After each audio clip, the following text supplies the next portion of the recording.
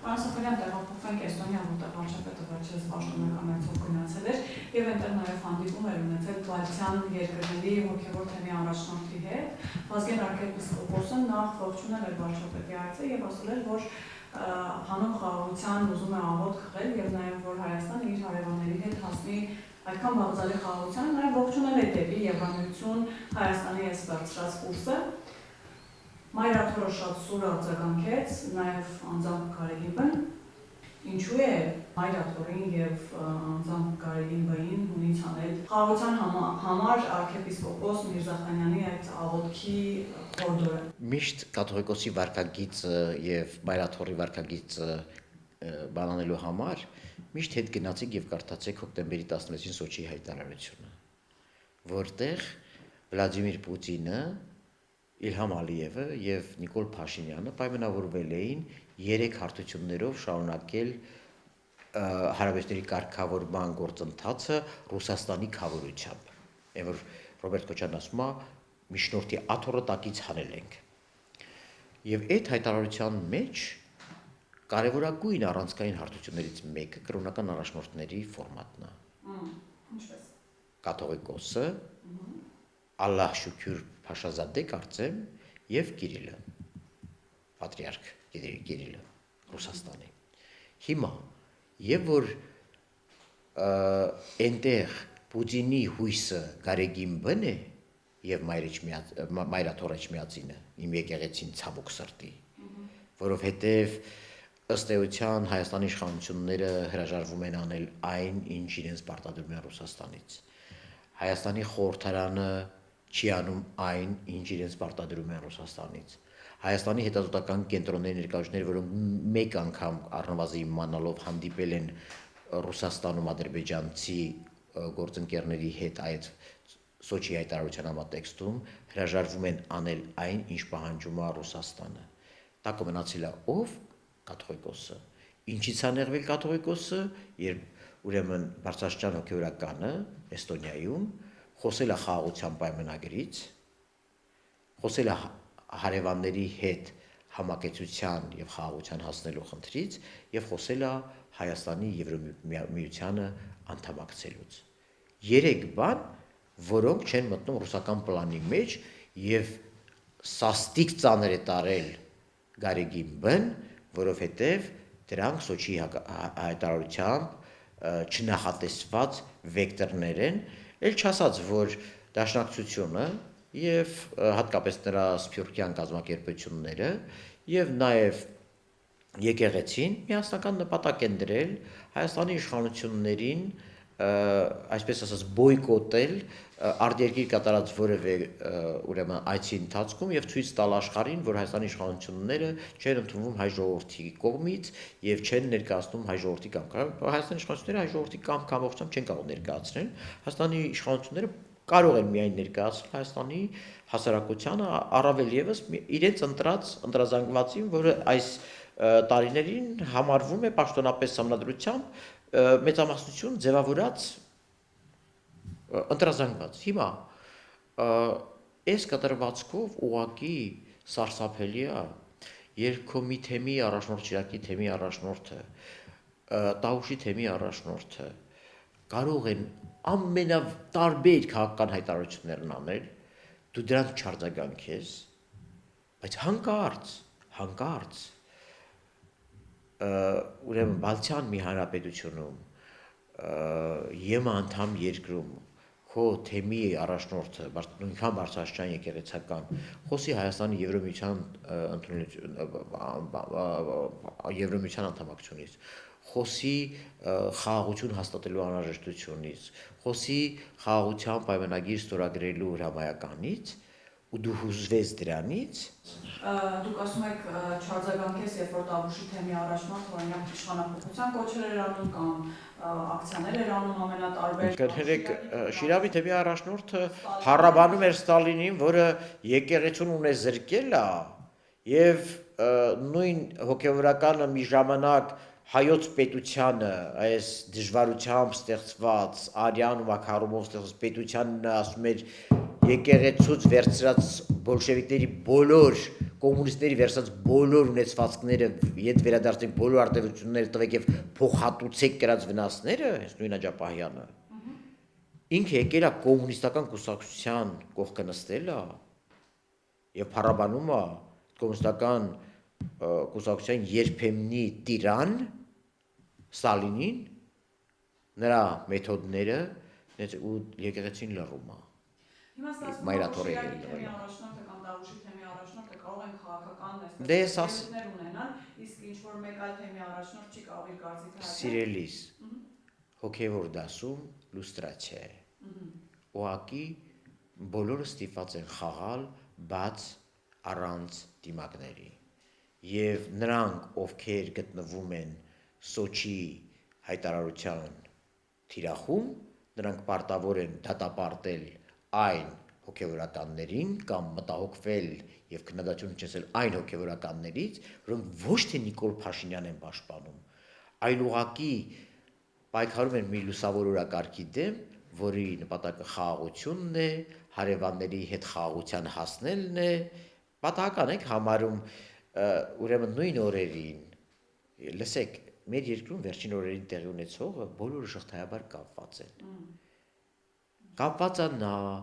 որ Միքայել Սրբազանը հանկարծ հիշում է իր հարցազրույցում, որ մեզ տղամարդ առաջնորդապետ։ Հետո տղամարդու պակաս ազգում նաև Վարդան Ղուկասյանը Գյումրիում քաղաքապետ դարձված Ռոբերտ Քոչարյանի եւ նրա ուժերի կողմից, հա? Այդ նույն տղամարդը խոսում է երկու օր հետո, մի քանի օր հետո, այդ նույն տղամարդը սկսում է արդարացնել Ռուսաստանի քաղաքականությունը Ուկրաինայում եւ մեղադրել եւ Հայաստան ներկայացնել այն մեղադրանքները, որոնք ներկայացվել են Ռուսաստանի իշխանությունների կողմից։ Այդ նույն ուրեմն եկեղեցին դատապարտում է այն հոգևորականներին, որը խոսում է խաղաղության պայմանագրի մասին, եւ այսօր էլ Ռուսաստանում, չգիտեմ որ քաղաքի, կարծեմ Ռոստովի օդանավակայանը անվանակոչվում է Ստալինինգրադ, հասկացեք, թե սրանք որ շղթայի տարբեր օղակներ են։ Ստալինի ֆրալը Ռուսաստանում Ստալինինգրադ անվանումով օդանավակայան ստեղծելուց, մինչև Գյումրիում ռուսական ռազմաբազայի 102-րդ ռազմաբազայի հյուպատոսի ողջունված հավաքում Ստալինին հիշատակումը Միքայել Սրբազանի կողմից, վերջացրած Մայրաթորի կողմից, Եվրոմիության անդամ երկրում եկեղեցու թեմի առաջնորդի կողմից խաղաղության օրակարգի վերաբերյալ բարի բառ ասելը, բոլոր նույն դրա կապակցությամբ քննադատություն հնչեցնելը, բոլոր նույն շղթայի օղակներն են։ Հասկացեք, սա լուստրացիա է։ Գարեգին բան կարող է կարգալույց անել Վազգեն Միրզախանյանին ոչ թե Ստալինի մասին խոսելու, այլ խաղաղության մասին խոսելու։ Ինչ ասեմ, գիտեք, Գարեգին բան այնպեսի մի ցավում եմ, այնպեսի, չեմ ուզում ասել ատելություն, չնայած իմ համար խորապես ցավալի է տեսնել, որ նաև այդ վերաբերմունքում կա նաև ատելության տար, այնպեսի մեծ դժգոհություն առաջացրել իր նկատմամբ։ Բախտը փորձի թող նման քայլ կատարի։ Ուղղակի թող իր բախտը, եթե ինքը ուզում է արագացնել ուղղակի կաթողիկոսի վաղաժամկետ գահընկեցության process-ները, իսկ հայ հասարակությունը կարող է դրան էլ գնա, դեռ կներեք, հայ հասարակությունը ապուշ չի, որ չհասկանա, որ եկեղեցական հովիվը, բարձրաստիճան սպասավորը ընդամենը լավ բան է ուզել Հայաստանի համար, որի համար նրանք քննադատել են։ Եվ հայ հասարակությունը չի կարող ուղղակի այդպես լուր լինի։ Ես լինելով իմ եկեղեցու, այսպես ասած, հետևորդ, չեմ կարող ուղղակի անտարբեր լինեմ, եթե կաթողիկոսը նման ոտնձգություն իրականացնի այդ թեմի առաջնորդի, ես նրան չեմ ճանաչում։ Ես առաջին անգամ այդ թեմի առաջնորդի մասին իմացել եմ 3, ազնիվ խոսք։ Ես ընդհանրապես չեմ իմացել այդպիսի հոգևորական իգոյության մասին, բայց եթե նրան այդպիսի մտքերի համար կաթողիկոսը փորձի կհանգեցանի, նորից եմ կրկնում, լինելով իմ եկեղեցու պաշտպանը, ես պաշտպանելու եմ իմ եկեղեցուն, որը տվյալ պարագայում Գարեգին բն եւ նրա կռուգը չեն։ Պատական չի որ օգտագործում կռուգ բառը, որովհետեւ կներեք դա այն ինչ որ իրանք արել են, դրանք կռուգի թողարկած հաղորդագրությունը, դա իմ եկեղեցու հայտարարությունը չի։ Ես դա չեմ համարելու իմ եկեղեցու բարձաբանում եւ մտահոգությունը։ Իմ եկեղեցու հայտարարությունը առնվազն ես կարող եմ համարել այն, որ այնքան պետականության գիտակցում ունեն, որ չեն հրամում երկրի իշխանությունների այցերը արտերկիր, եթե անգամ չեն սիրում այդ երկրի իշխանությունը։ Ես էլ չեմ սիրել նախկին իշխանություններին, երբեք չեմ արդարացրել նրանց նկատմամբ դրսում Սփյուռքում անհարկի պահանջատիրությունը եւ բողոքի, այսպես ասած, վարկաբեկիչ Հայաստանը վարկաբեկող ակցիաները։ Ես կներեք, ես ընդհանրապես քաղաքականության մեջ սիրելու եւ ատելու կատեգորիաներ չունեմ եւ Նիկոլ Փաշինյանի իշխանությունն իմ համար սիրելի չի, որովհետեւ նա իմ սիրո կարիքը չունի, ես էլ իրանց սիրո կարիքը չունեմ։ Այստեղ հարցը պետականությունն է, քո պետության ներկայացումն է եւ եթե որևէ մեկը, եթե որևէ թեմ այն բարձր գիտակցությունն ունի, որ չի կարելի ուղղակի վարկաբեկել սեփական պետության ներկայացուցիչը, որովհետեւ դա ժողովուրդն է ընտրել ու այդ սպասավորի հետևից գնա այդ եկեղեցին, ես կգնամ այդ եկեղեցին փրկելու։ Պարոն Սոֆյան, քանի որ մենք տեսնում ենք վերջին շրջանում եկեղեցու ակտիվ մասնակցությունը քաղաքական process-ներում եւ 2000 դուք նաեւ Գյումրի օրինակը վերեցիք 2026 թվականի խորհրդարանական ընտրություններին, այսպես ընդառաջ, մենք կարող ենք սպասել, որ եկեղեցին կրկին ունենալու է գործուն մասնակցություն իր հայտարարությունների տեսքով եւ նաեւ Շիրակի թեմի առաջնորդի հայտարարությունները կարող ենք հիշել, այսինքն լինելու է պրոպագանդա, խորհրդային միություն, Ստալին եւ Այո, իհարկե կա։ Տեսեք, բայց լավ էր արձագանքը Վարդան Ղուկասյանի այդ մտքի փայլատակումներին, լավ էր կոշտ արձագանքը հանրության։ Ես ուզում եմ Վարդան Ղուկասյանի նմանին հիշեցնել, որ իրենք ուղղակի 120,000-անոց Գյումրիում ընդամենը ունեն մի քանի հազարի աջակցությունը։ Թող վեր չթռնեն եւ հասկանան, որ եթե նույնիսկ իրենց ընտրողները մինչև ուղնուծուցը կիսում են Վարդան Ղուկասյանիզմը, Ստալինիզմը, Պուտինիզմը, չգիտեմ ինչպես որ անվանենք, միևնույն է դա մի քանի հազարի մասին է խոսքը։ Եվ իրենք չունեն այդ նման հարցերով, առավելևս թիմ մարմին լինելով, իրենք չունեն արտաքին քաղաքական հարցերում այդ քաղաքի մեծամասնության դիրքորոշում։ Մենք այդ քաղաքում դիրքորոշումները կունենանք մեծամասնության 2026 թվականի ընտրություններում։ Այսօր թող հիմա չփորձեն այլ բարձիկներ դնեն իրենց թևերի տակ եւ այսպես ասած